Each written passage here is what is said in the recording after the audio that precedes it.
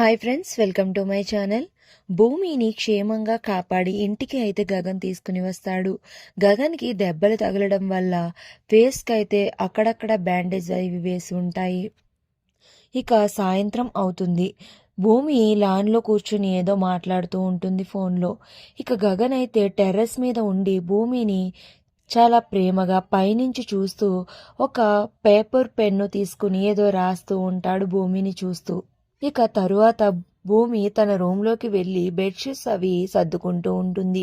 ఇక అప్పుడు గగన్ అయితే భూమి దగ్గరికి వెళ్ళి, భూమి, నేను నీతో ఒకటి చెప్పాలి అనుకుంటున్నాను.